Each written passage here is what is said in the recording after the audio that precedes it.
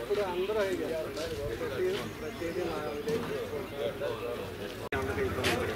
అందరూ కట్ చేసుకోవాలి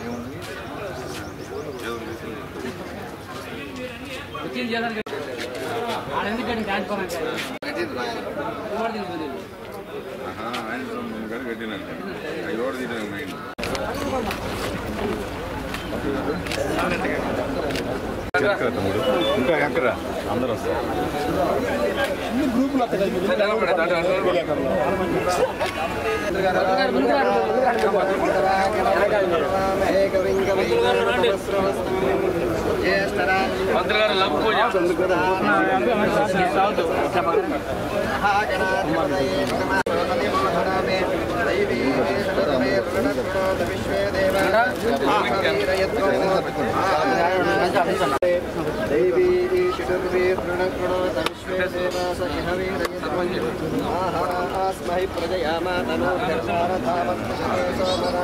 కొంచెం బ్యాక్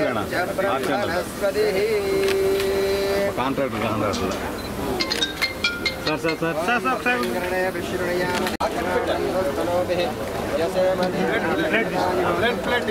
ద్రవం దేరాజవరుణ ద్రవం దేవా బృహస్పతి ధ్రువం ఇంద్రస్యాగ్నిశరాస్తం ధారయతాం ద్రవం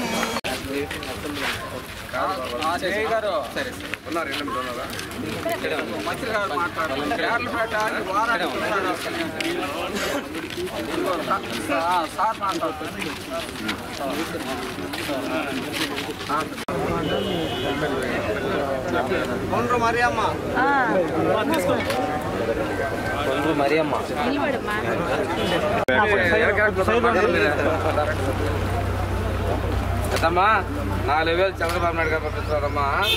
అంత ముందు వాళ్ళు వీళ్ళు అంత డబ్బులు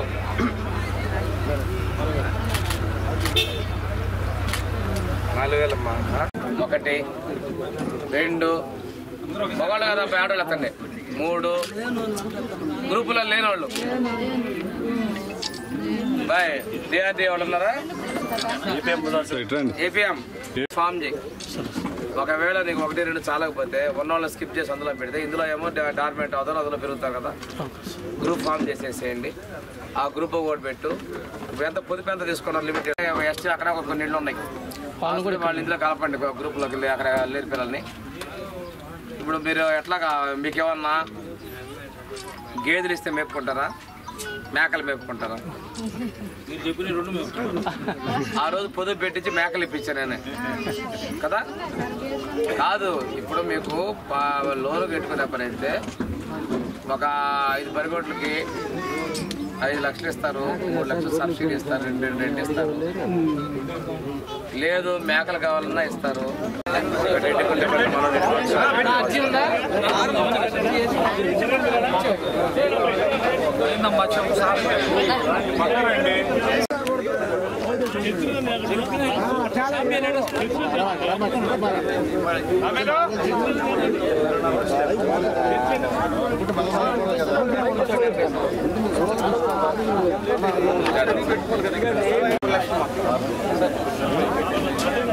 ఏందమ్మా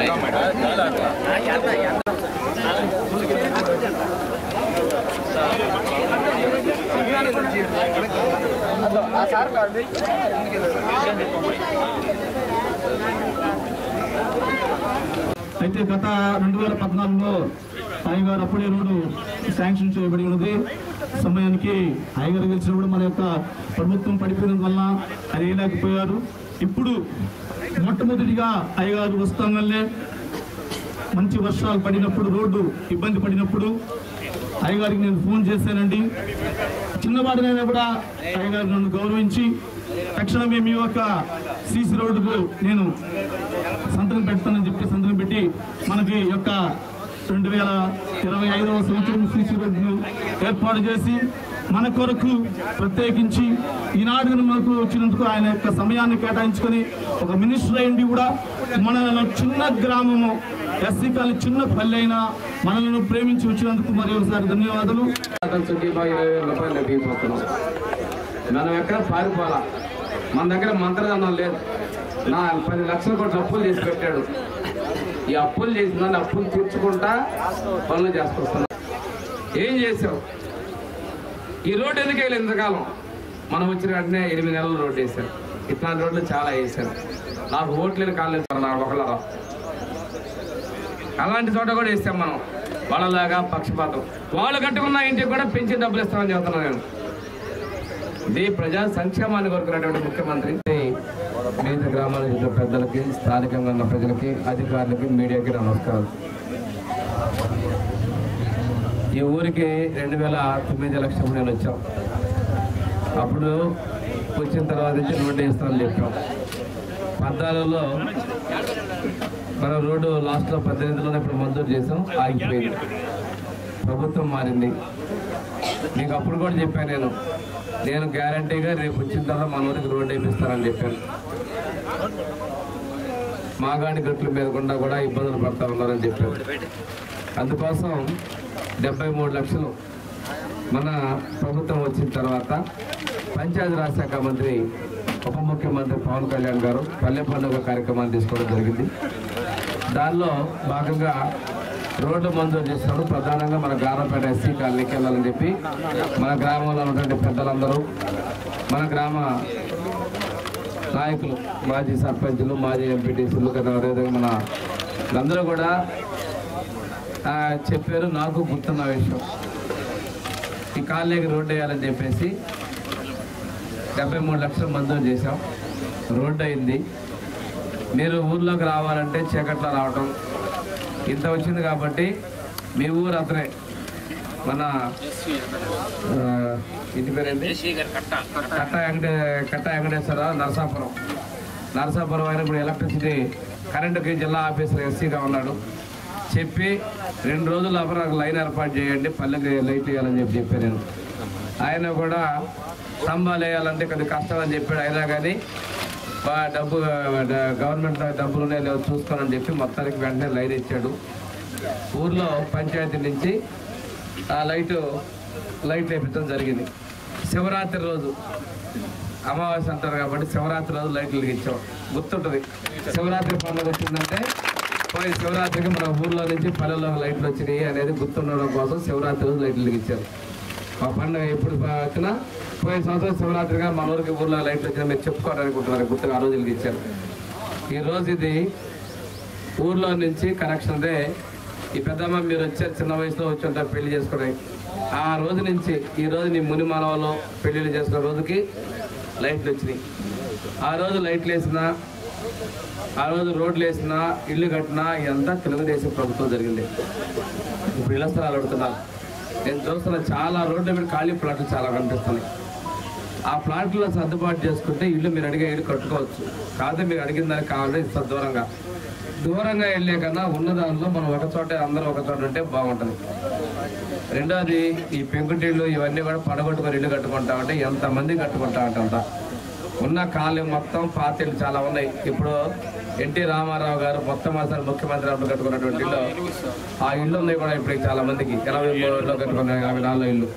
ఆ ఇల్లు కూడా పడగొట్టుకొని కొత్త ఇల్లు కట్టుకోవడానికి నేను మంజూరు చేస్తాం.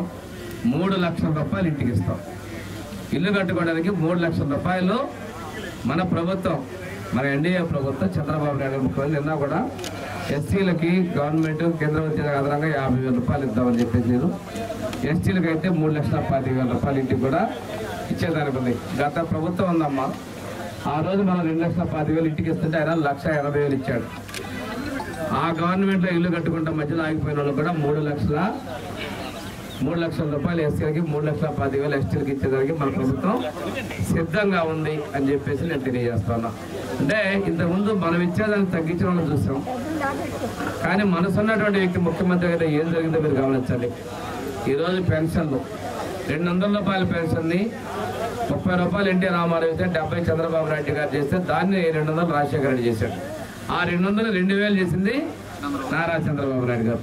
2,000 3,000 చేస్తారని చెప్పి 250 జనవరికి 3,000 చేశాడమ్మా.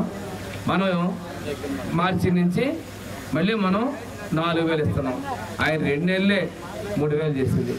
అవన్నీ మోసాలు. మళ్ళీ మనసు ఉన్నటువంటి వ్యక్తిగా చంద్రబాబు నాయుడు ఇచ్చారు. కొంతమందికి ఆ రోజు 500 ఉన్న పెన్షన్ని 1500, దాన్ని 3000 చేసి కూడా చంద్రబాబు నాయుడు గారు. ఇప్పుడు 6000 రూపాయలు ఆ పెన్షన్ ఇస్తుంది మన ప్రభుత్వం. పూర్తిగా మంచంలోనే ఉన్నటువంటి వాళ్ళకి 15,000, నడవలేకుండా మంచంలో పడుకున్న వాళ్ళకి, ఏదైనా జబ్బుతో బాగలేనడు 10,000 రూపాయల పెన్షన్ కూడా ఈ ప్రభుత్వం ఇస్తుంది.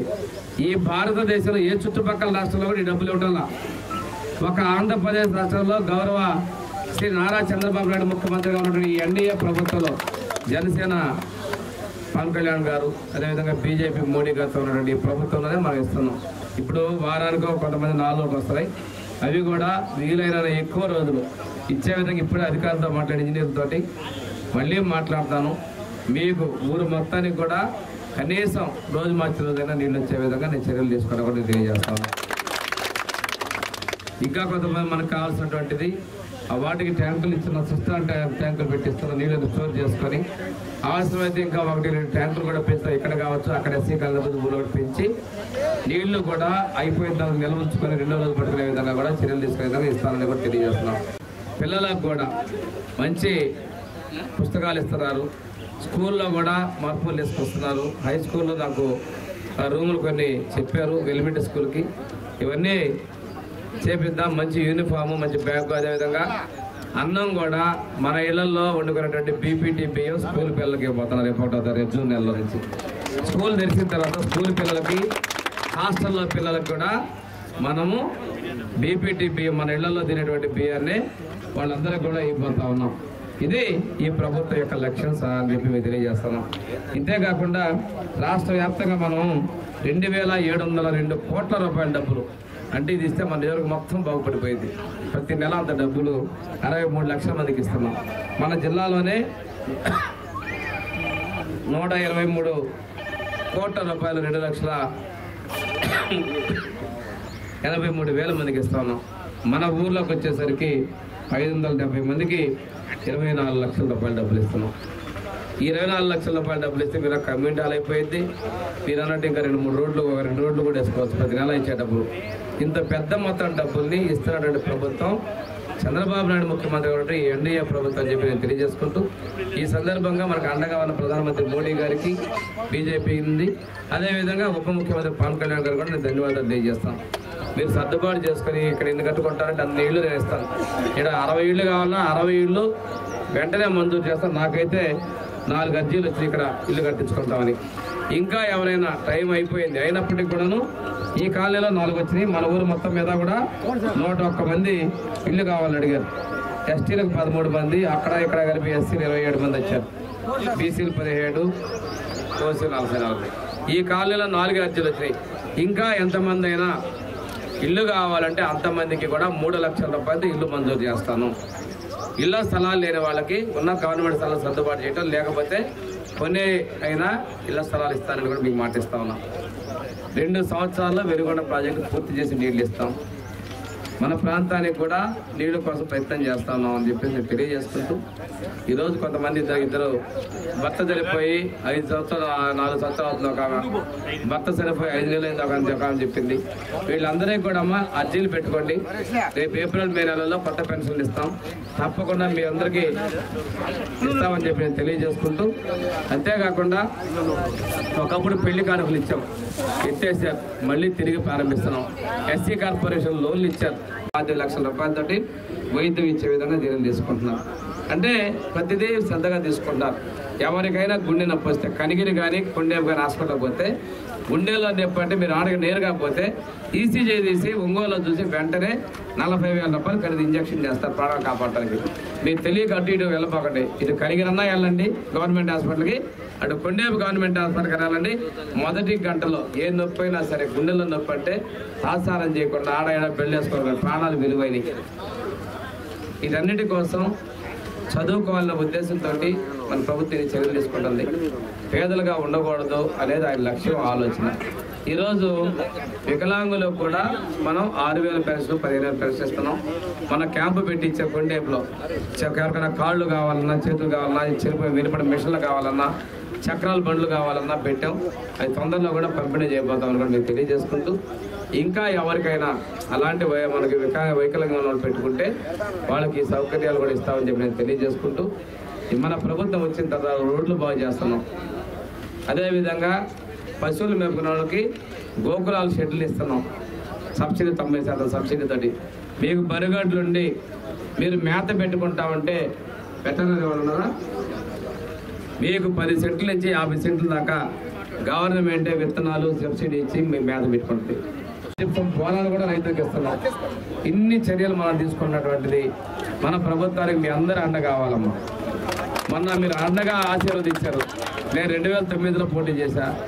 ఆ రోజు నేను గెలవలేకపోయాను. తర్వాత 14లో, 19లో, 24లో వరుసగా మీ అందరు ఆశీస్సులతో చంద్రబాబు నాయుడు గారు అన్నతోటి, మనకు దామచల్ గారు కుటుంబంతో అందరూ కూడా మీ ఆశీస్సులతో వరుసగా గెలిచారు. మీరు పుణ్యాన మీరు గెలిపించినందుకు నేను మంత్రి కూడా అయ్యాను. అవేరు కాబట్టి ఇంకా పనులు చేసుకునే అవకాశం ఉంటుంది. తప్పనిసరిగా మనందరం కూడా ముఖ్యమంత్రి గారు మీ అందరి ఆశీస్సులు కావాలని మనస్ఫూర్తిగా నేను కోరుకుంటూ సెలవు తీసుకుంటున్నాను.